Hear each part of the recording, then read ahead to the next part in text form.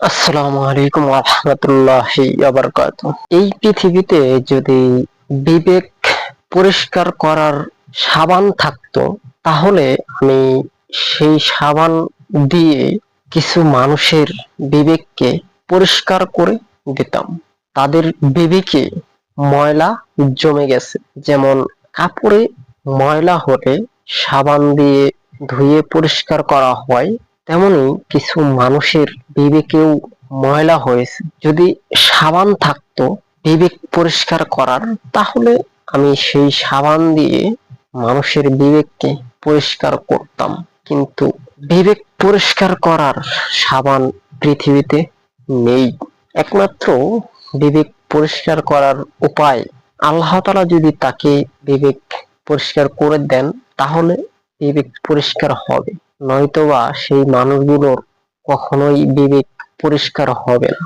তারা দুনিয়াতে বিবেক নিয়ে জন্মেছিল ঠিকই, কিন্তু তারা সেই বিবেকে ময়লা জমিয়ে ফেলেছে। তারা তারা ভালো কাজ দেখলে সেই দিকে এগিয়ে যায় না, এবং খারাপ কাজ দেখলে তারা সেই কাজকে বাধা দেয় না, এবং মানুষের চলার পথের যে ময়লা আবর্জনা হয় সেটিও পরিষ্কার করে না, বরঞ্চ নিজের বাড়ির সামনে যদি ময়লা হয়, সেই ময়লা আরো বেশি করে তৈরি করে। পরিষ্কার তো করে না দূরের কথা, আরো ময়লা করে ফেলে। মানুষের বিবেক এমন ময়লা হয়ে গিয়েছে যে মানুষ মানুষের চলার রাস্তা, সেই রাস্তাকেও দখল করে ভোগ করতে চায়। মানুষের বিবেক এত ময়লা হয়ে গিয়েছে যে এটি পরিষ্কার করার যদি সাবান থাকতো, অবশ্যই সেই সাবান দিয়ে মানুষের বিবেককে পরিষ্কার করার চেষ্টা অবশ্যই আমি করতাম। কিন্তু দুর্ভাগ্যবশত বিবেক পরিষ্কার করার কোনো সাবান পৃথিবীতে নেই। যদি মানুষ নিজে থেকে নিজের বিবেককে পরিষ্কার না করে, তাহলে সেই মানুষের বিবেক কখনোই পরিষ্কার করা সম্ভব নয়। আর যদি আল্লাহ তাআলা সেই মানুষের বিবেককে পরিষ্কার করে দেন, সেটি আলাদা বিষয়। যাই হোক, তবে যে যেমনই হন না কেন, অন্তত নিজের বিবেককে ময়লা আবর্জনা দিয়ে ময়লা আবর্জনায় বানিয়ে ফেলবেন না। কেননা এই বিবেক যদি ময়লা হয়ে যায় একবার, কখনোই সেই ময়লা পরিষ্কার করতে পারবেন না। কাপড়ে ময়লা হলে আপনি সাবান ব্যবহার করে সেই ময়লা দূর করতে পারবেন, কিন্তু বিবেকে ময়লা হলে সেই ময়লা, পৃথিবীতে আজ পর্যন্ত কোনো সাবান তৈরি হয়নি যে বিবেকের ময়লাকে পরিষ্কার করবে মানুষ। অতএব বিবেককে কখনো বিবেকের মধ্যে কখনো ময়লা জমতে দেওয়া যাবে না। ময়লা হওয়ার আগেই সেটিকে পরিষ্কার করে রাখতে হবে। অনেক মানুষ প্রশ্ন করতে পারে যে মানুষের বিবেকে আবার কিভাবে ময়লা হয়। অনেক মানুষ প্রশ্ন করতে পারে, তবে সেই প্রশ্নের জবাব হয়তো আমি পরিপূর্ণভাবে দিতে পারবো না। তবে আমি যেটা জানি, আমার যেটা মনে হয় বলা প্রয়োজন সেটা বলি।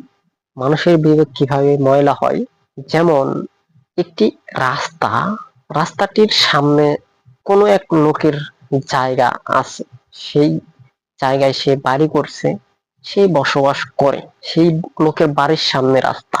সেই লোক নিজের জমিতে গাছ কাটছে, রাস্তা দখল করেও সে সবজির চাষ করে সবজি খায়। আর সবজি খায় সেটা নয় বুঝলাম, কিন্তু সবজির যে সবজির আশেপাশে যে জঙ্গল হয়, সেখানে যে মানুষ রাত বিরাতে চলাফেরা করবে, সেখানে সাপ বা বিপজ্জনক হিংস্র প্রাণী লুকিয়ে থাকতে পারে, মানুষের ক্ষতি করতে পারে। সেই জঙ্গলগুলো সাফ করে রাখবে, সেটা তো করে না দূরের কথা, রাস্তা সে দখল করে বসে আছে, রাস্তা দিয়ে মানুষকে যেতে দিতে চায় না। এটি হলো মানুষের বিবেকের জম পড়া বিবেক। এটি হলো একটি ময়লা ময়লায় পরিপূর্ণ বিবেক।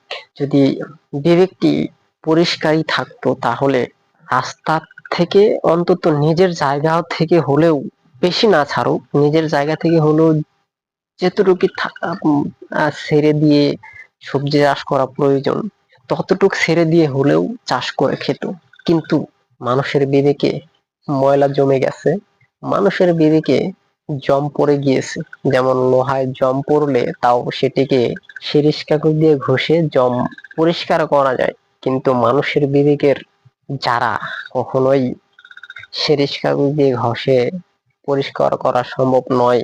কেননা এরকম শিরিষ কাগজ পৃথিবীর বুকে এখনো কেউ তৈরি করতে পারেনি, ভবিষ্যতে আর কোনোদিন তৈরিও হবেও না, যদি আল্লাহ তাআলা মানুষের বিবেককে পরিষ্কার না করে।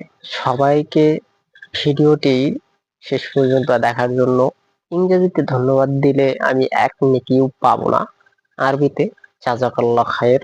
এবং যদি ভিডিওটি জ্ঞান ভিত্তিক হয়, মনে হয় যে ভিডিওটি অন্য মানুষকে দেখার সুযোগ করে দেওয়া প্রয়োজন, তবে অনুরোধ থাকবে ভিডিওটি শেয়ার এবং চ্যানেলকে সাবস্ক্রাইব করার জন্য। সবাই ভালো থাকবেন, সুস্থ থাকবেন। আল্লাহ হাফেজ।